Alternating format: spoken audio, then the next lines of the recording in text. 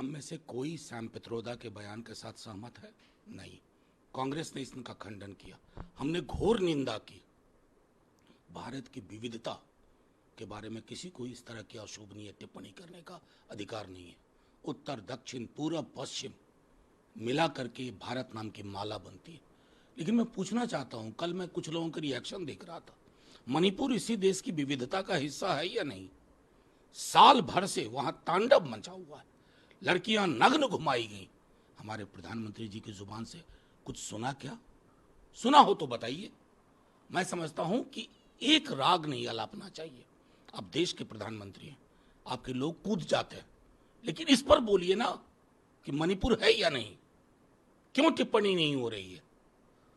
सोनिया जी के बारे में गिरिराज सिंह जी ने जो टिप्पणी की थी, प्रधानमंत्री जी को तब अगर गुस्सा आता ना, मैं कहता हाँ यार, देश के प्रधानमंत्री हैं, दलीय दायरों से ऊपर उठे हुए हैं। आप तो उठ ही नहीं पा रहे हैं साहब।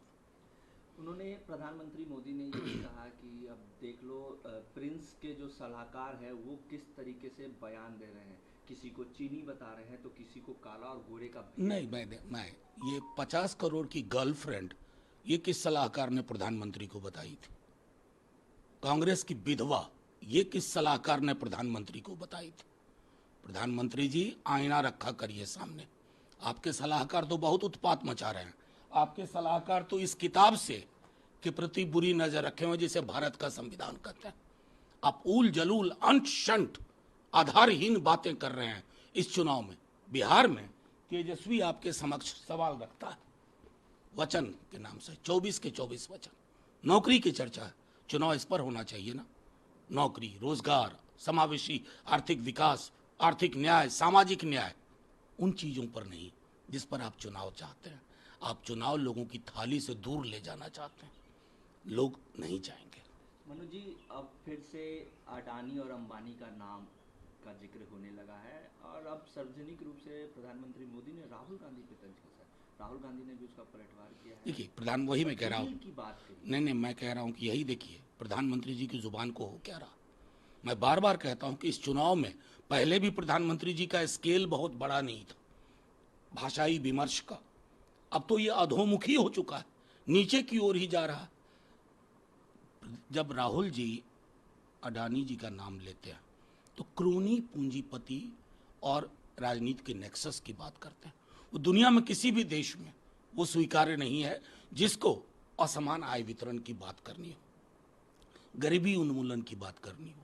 प्रधानमंत्री जी ने कहा काला धन, स्वीकारोक्ति है कि काला धन है उनके पास। उनके पूर्व के मित्रों कह दूं, अगर अब मित्रता छोड़ दी है तो, और अगर आपके पास इतनी बड़ी सूचना है कि टेम्पो में भर के गया, तो देश के प्रधानमंत्री हैं साहब।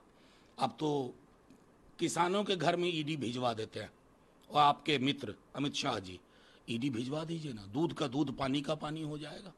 ये चुनावी भाषण से नहीं, गंभीर बात है, भिजवाइए ईडी। अधीर रंजन चौधरी ने कहा है कि जिस तरीके से लगातार प्रधानमंत्री मोदी कह रहे हैं कि हम जीत रहे हैं, हम 400 पार हो रहे हैं, ये उनकी बौखला। देखिए, मैं सीधी बात, 400 पार तो तब भी एक हॉलो स्लोगन था जिसमें आत्मविश्वास की सेल्फ थेरेपी ली जा रही थी कि यार खुद को थेरेपी दो, वो तो कुछ फायदा वो हो नहीं रहा है।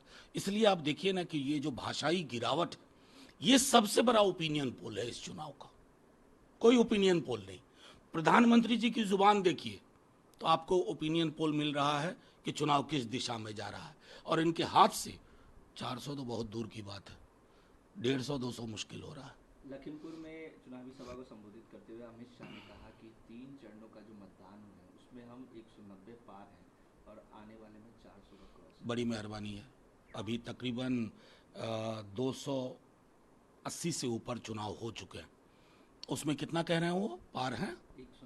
190 पार है। तो खुद भी मान रहे हैं कि 100 उनके हाथ से गया। मैं आपको सीधा अंगणित बताता हूं, खुद ही मान रहे हैं। जब इतने बड़े तथाकथित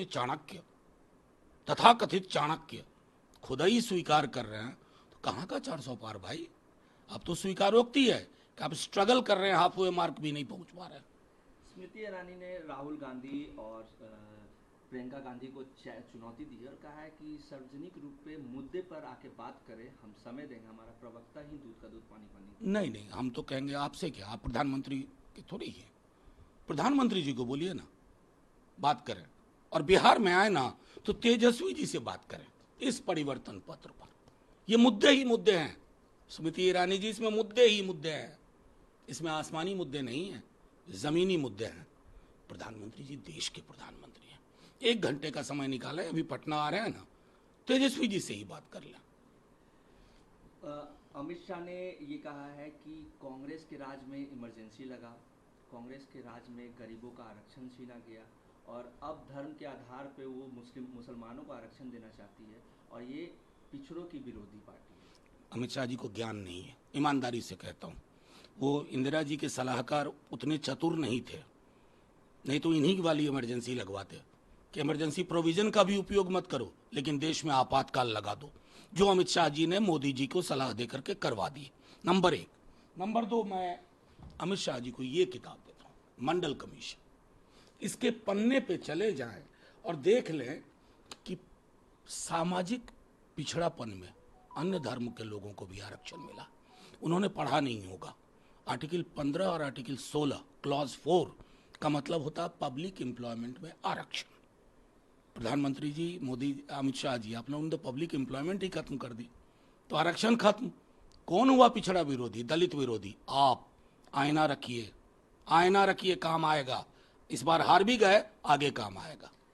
सम्राट चौधरी का बयान आया है और उन्होंने कहा है कि लालू प्रसाद यादव को 5 जन्म भी लेना होगा और मुसलमान में जन्म लेंगे तब भी मुसलमानों को धर्म के आधार। ये किसने कहा? कहां से सपना देख रहे हैं? क्यों आप लोग भी उस पर टिप्पणी लेते हैं? खुद आप लोग भी, एजेंसीज को भी मैं कहूंगा, पढ़ लीजिए मंडल कमीशन की रिपोर्ट। मंडल कमीशन की रिपोर्ट पढ़ना जरूरी है। मैं सम्राट जी से अपेक्षा नहीं करूंगा, लेकिन आपकी एजेंसी बहुत बड़ी है, इस रिपोर्ट को पढ़े कि सामाजिक पिछड़ेपन में धर्म भी आता है, अन्य धर्म के लोग भी, लेकिन धार्मिक आधार पर नहीं है, सामाजिक शैक्षणिक आधार पर है। बिना पढ़े लिखे उल जलुल बल बल कुछ बक दिए। अरे किताब पढ़िए, इसमें सब कुछ लिखा हुआ है। कर्पूरी जी को पढ़िए, कर्पूरी जी का आरक्षण की व्यवस्था को देखिए।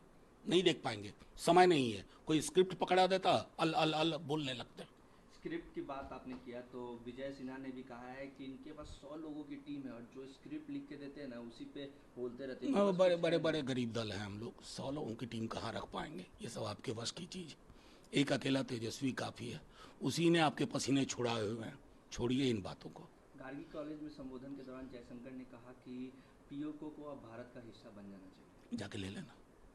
पहले अपने यहाँ आप इतनी बड़ी पार्टी के, सरकार के मुखिया विदेश मंत्री हैं, अपने वाला हिस्सा जो कश्मीर का है उसको तो सामान्य नहीं कर पा रहे। हमारे जवानों की शहादत होती है। और हाँ, जयशंकर जी, चुनाव तो लड़ ही नहीं रहे आप उस कश्मीर में जो हमारा हिस्सा है। ये कौन सी राजनीति है भाई? जेपी नड्डा को 7 दिनों के भीतर तलब किया गया है SC/ST के खिलाफ ट्विटर पे पोस्ट को लेकर। देखिए, ये मुझको समझ में नहीं आ रहा है। पूरी की पूरी बीजेपी पार्टी ट्रोल की तरह बिहेव कर रही है।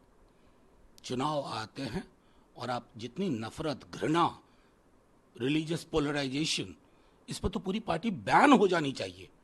चुनाव लड़ने के लिए इनको काबिल ना माना जाए। अमित शाह ने यह भी कहा है कि पिछड़ों को आरक्षण खत्म करने की जो साजिश विपक्ष कह रहा है वो ऐसा कुछ नहीं है। ये लोग सिर्फ मुस्लिम कट कर लो आरक्षण यार, को क्या बात है कि